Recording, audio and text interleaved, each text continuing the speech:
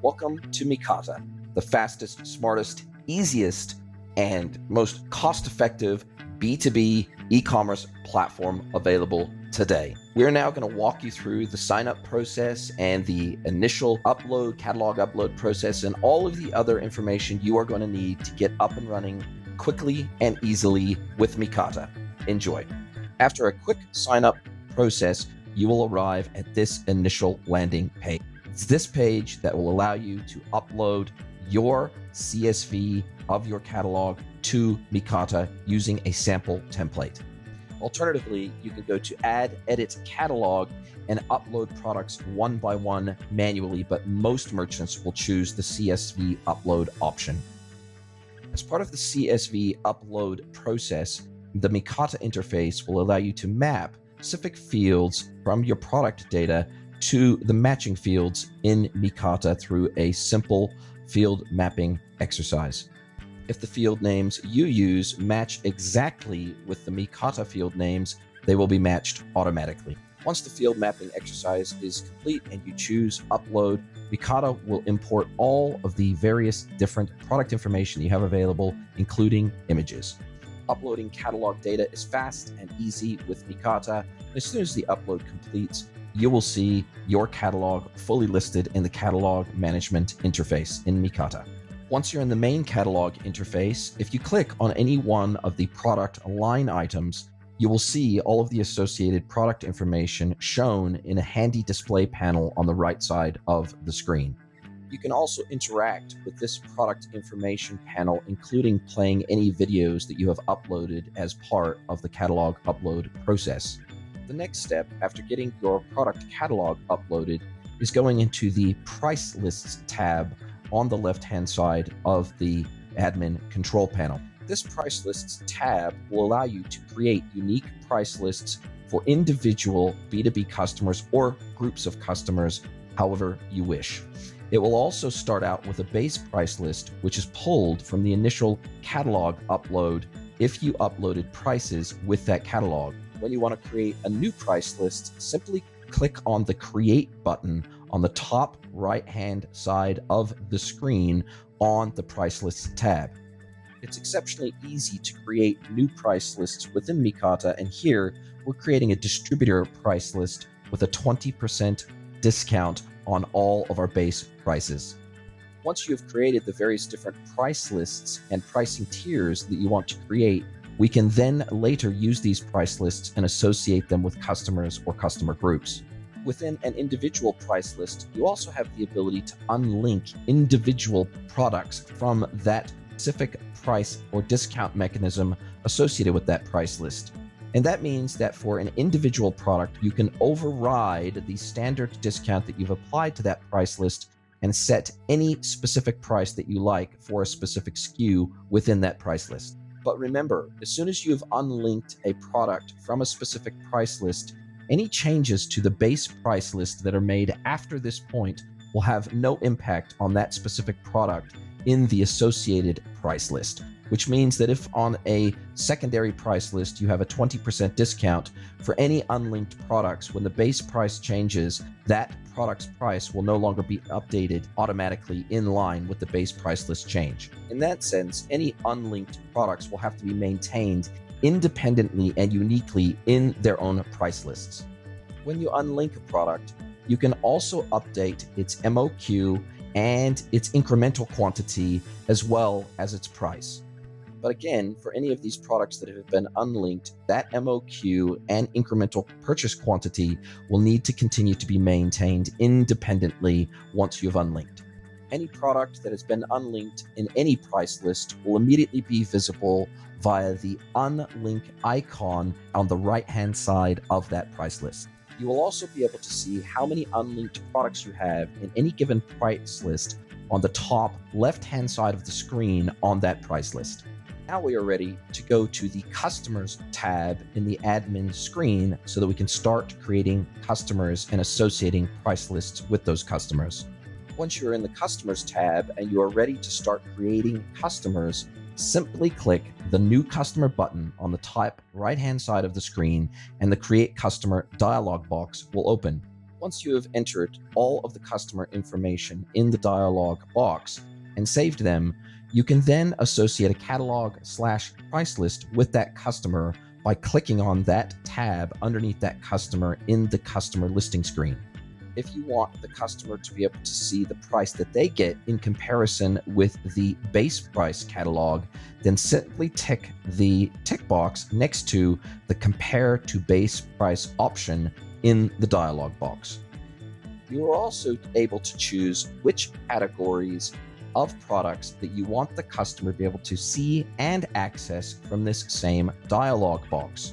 This allows you to create specific categories and category trees for customers to enable you to control which products they have access to in your catalog. From the same dialog box, you can also set how you want your customer to be charged for shipping. There are three basic options here. You've got TBD, which is the default, which is to be determined, which means that the merchant will set the price for shipping for that specific order once it has been placed. There's also a flat shipping rate option. If you want to set a free shipping threshold, you can set that as well. All you have to do is to tick the flat shipping rate option, and then there will be two fields that automatically appear as a follow-up to that. One is the amount of the flat shipping rate, and the other one is the free shipping from box if you want to set a free shipping threshold, although you are not required to. And you can also allow your customers to bring their own carrier rates and their own shipping fees along with their purchase through you so that they get charged exactly what they would get charged by their own carrier. All those options can be set in that dialog box. You can also set a default shipping note that will go along with every single order and checkout process when they get to the shipping field. There's also the ability in the same dialog box to set a minimum order value, and that is in dollars or whatever currency that price list happens to be in. Finally, at the very bottom of the dialog box, you can set a one-time message that will be sent to the customer when you share that catalog and / price list with them. As soon as you click share, your particular price list and account that you have created for that customer will be shared with that customer via email immediately. From that email, the customer will then be able to access their dedicated catalog and price list without requiring password entry. The link that is sent in the email includes all of the authentication credentials built right into the link, so only they and they alone can access their catalog and their account. Once the customer accesses the Mikata site via their dedicated link, they will then be able to immediately see all of the items that are available to them in their unique catalog, along with all of the MOQ and increment requirements or tiered add to cart requirements that you have set against their account. All of those rules will apply immediately as soon as the customer accesses their account.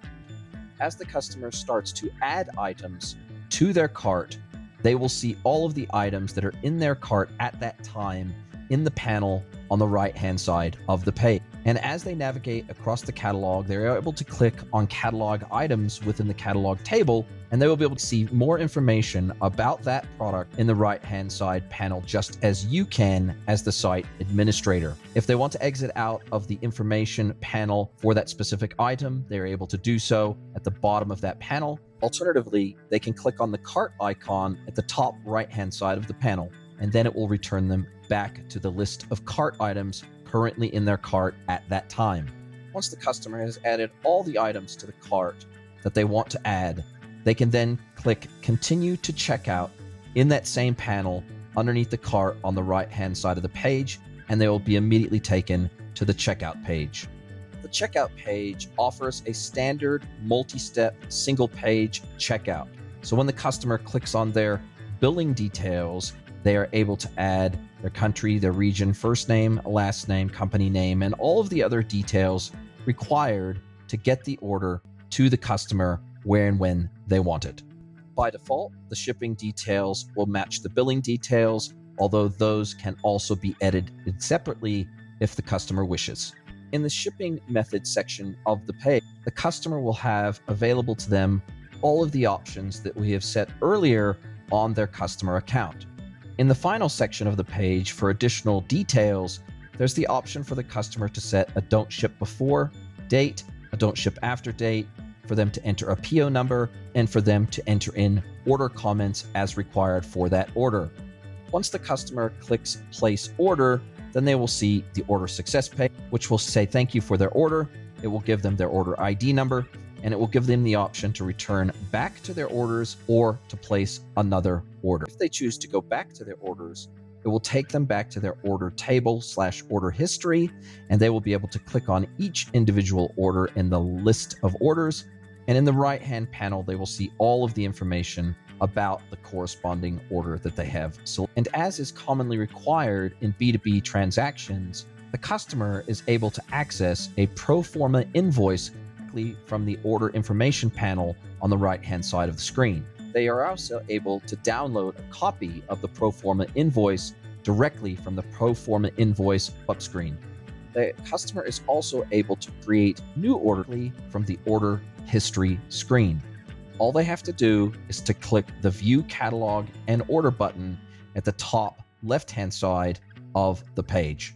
And as is expected, from the second order onwards, a lot of the checkout information that is required will be pre-populated based on information provided on the previous order. And this, of course, dramatically reduces friction as part of the checkout experience. And then once again, if the customer returns to the order history page, they can access detailed information about their order, or they can simply click on the invoice on the right-hand side of the page against that individual order to easily access their pro forma invoice without opening the order details panel.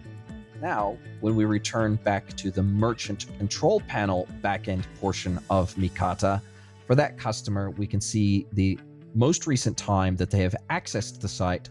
We can also go into the sale orders tab, and we can see their full order history. And again, we can click on the individual orders, and we can see all of the information about those orders in the detail panel on the right.